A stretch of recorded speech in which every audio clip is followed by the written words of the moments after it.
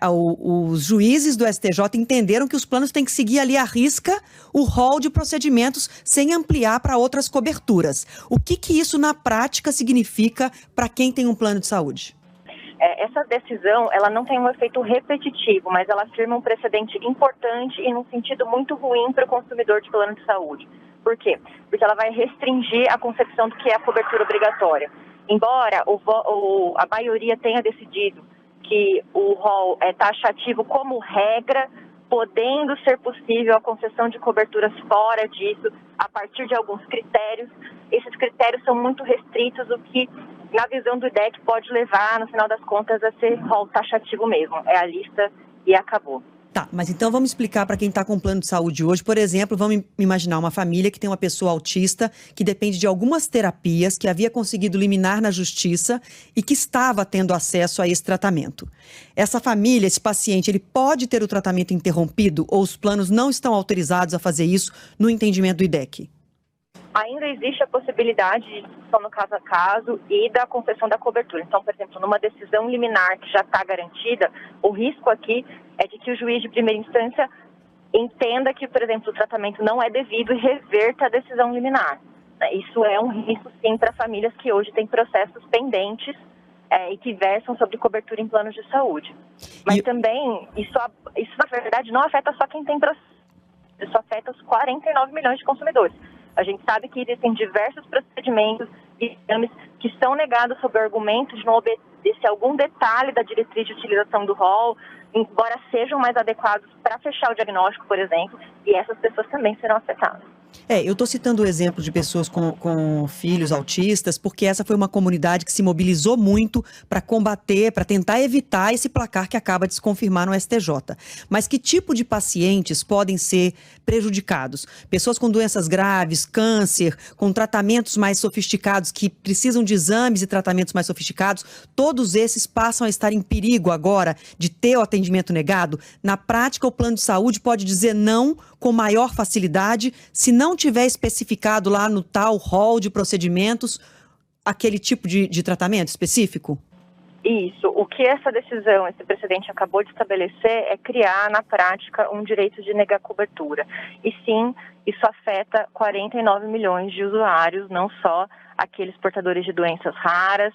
Embora, assim, esse pessoal ele possa ser mais diretamente atingido, porque as terapias mais caras, os exames e tratamentos mais caros são comumente mais negados e mais empurrados pelas operadoras para o SUS.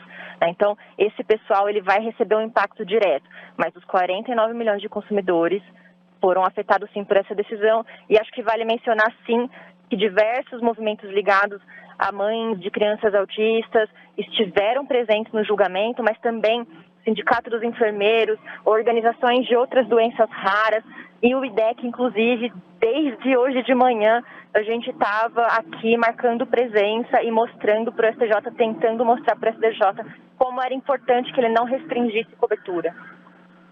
Carolina, 2 perguntas rápidas para você. Primeiro, na verdade 3. Quando passa a vigorar isso? A partir de quando? Alguma pessoa pode ter o tratamento interrompido por causa disso?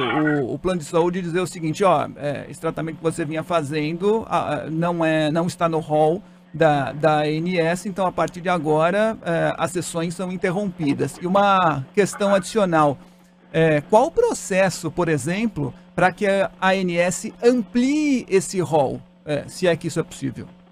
2 ótimas perguntas, muito obrigada. Primeiro, quando a gente pensa na realidade de um caso judicial que está discutindo cobertura de plano de saúde, o que a gente tem, por exemplo, uma situação de uma liminar concedida. Olha, essa terapia foi negada pelo plano, a pessoa conseguiu na justiça por meio de liminar o tratamento, não é imediato, né, essa decisão sobre esse caso particular. Primeiro porque ela tem que ser publicada. O que pode acontecer é que o juiz que apreciou essa liminar, ele pode, a partir do entendimento do STJ, da segunda sessão, mudar o seu entendimento sobre a liminar e revertê-la. Mas não é imediato, né? Mas pode já ter impactos assim, para os processos que estão em fase de sentenciamento ou de julgamento em segunda instância. E sobre a ANS, me desculpe, eu acabei... a ANS ela melhorou os processos de atualização do rol. Antigamente, essa lista ela era atualizada apenas a cada 2 anos, né? Isso significava que, assim, quando o rol saía publicado, a tecnologia que estava nele já vinha defasada. Ela diminuiu esse prazo de avaliação de tecnologia para 6 meses e para tratamentos quimioterápicos, para câncer, esse prazo é de 120 dias.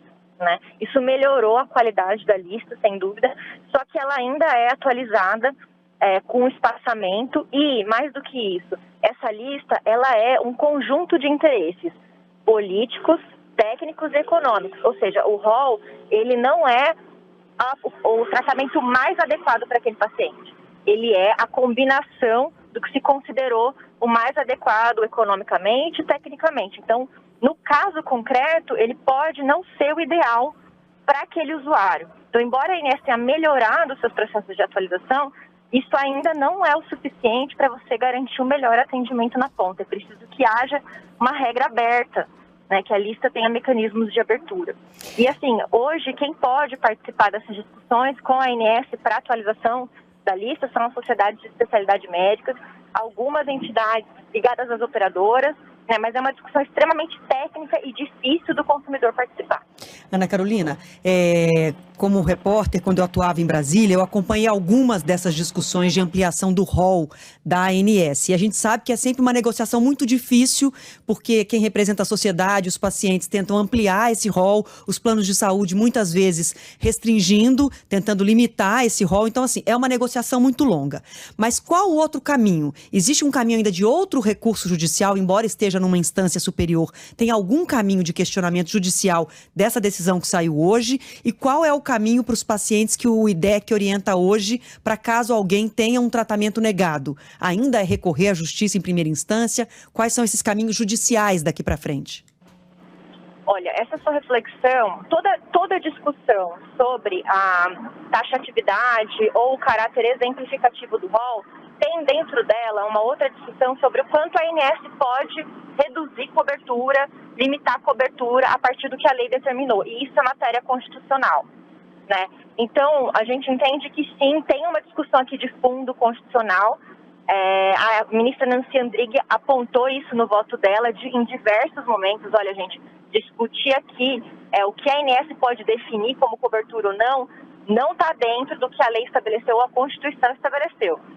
Então, tem uma discussão aqui de constitucionalidade, sim, a gente percebe que essa matéria está aparecendo muito fortemente nesse tema. Agora, para quem está pensando assim, num problema individual específico, essa decisão, ela é ainda vinculante, ela forma um precedente muito importante, né? E aí a gente precisa analisar um pouco como os tribunais estaduais vão se apropriar dessa decisão e dos critérios que foram estabelecidos para elas, para aí ter uma dimensão de, olha, não dá para usar mais o judiciário ou não enquanto campo. Lembrando que o Poder Judiciário tem sido um grande parceiro, né, os tribunais de justiça, especialmente, um grande parceiro do consumidor. Saiu, inclusive, um estudo da Faculdade de Medicina hoje, mostrando que 81% das decisões no Tribunal de Justiça de São Paulo dão um ganho de causa para o consumidor. Agora, então, é ver como depois dessa decisão que cria esse precedente, que cria essa referência, como os tribunais vão seguir. Porque é justamente essa a preocupação, não é, doutora Ana Carolina? Que como os tribunais davam ganho de causa para os pacientes que recorriam, agora que diz é taxativo, tem que seguir o rol de procedimentos, essa parceria, enfim, esse entendimento da justiça pode mudar, não é isso? Exatamente, tem que ver um pouco, monitorar como os tribunais de justiça vão assimilar esse precedente. Mas claro que a questão, uma vez levada ao STJ, pode esbarrar nessa decisão já definida pelas duas turmas juntas, pela segunda sessão, né? O que, na prática, pode levar, sim, a um risco maior de negativas de cobertura. E como você explicou, pode chegar ao STF por ter um entendimento de que isso mexe com a Constituição, com direitos constitucionais. Um pano de fundo aqui é o direito à saúde, né? A gente está falando de direito à saúde, que está previsto na Constituição. Tá certo. Ana Carolina Navarrete, advogada, coordenadora do Programa de Saúde do IDEC, muito obrigada pela participação. Eu só quero te antecipar, Ana Carolina, que assim, enquanto a gente conversava, muitos ouvintes mandaram perguntas, a gente foi tentando, à medida que a gente desenvolveu a entrevista, responder as perguntas. Ana Maria, Paulo, Danilo, várias pessoas aqui, muitas pessoas citando casos de parentes, filhos com autismo. Então, assim, surgindo mais dúvidas, surgindo novidades no sentido de que a gente vai perceber o que vai acontecer daqui para frente, a gente volta a falar desse assunto. O único raciocínio que eu acho que como consumidora e que muitos que estão ouvindo a gente agora pensam é assim, quando você contrata um plano de saúde, tudo bem que a gente sabe que tem um rol de procedimentos, mas você vai pagando o plano de saúde durante muito tempo, muitas vezes super saudável e sem nenhum problema, e você segue pagando. Você poderia ter direito a todo o rol de procedimentos se você não está usando o rol todo de procedimentos. Chega um momento que você pode ter uma doença, uma necessidade, ou tem um filho que passa a ter alguma necessidade especial e que você não inventou aquele problema. É algo inesperado, né? A doença é algo inesperado, a situação de saúde é inesperada. E tudo que você pagou para trás, que muitas vezes não usou, não conta para você ter direito a um atendimento que efetivamente é necessário? Acho que essa é a questão de todo usuário, né? Todo consumidor que tem plano de saúde. Mas vamos seguir acompanhando esse assunto que é bastante importante. Obrigada, Claro. viu, Ana Carolina? A gente está à disposição e queria dizer que a gente tem no nosso site, no idec.org.br, vários conteúdos, modelos de carta para quem está enfrentando negativas de atendimento. A gente também coloca esses conteúdos à disposição. Tá certo. Então repete o endereço para a gente, por favor. É www.idec.org.br. idec.org.br. Muito obrigada, viu, doutora Ana Carolina? E vamos ficar em contato para a gente acompanhar de pertinho tudo que vai acontecer daqui para frente.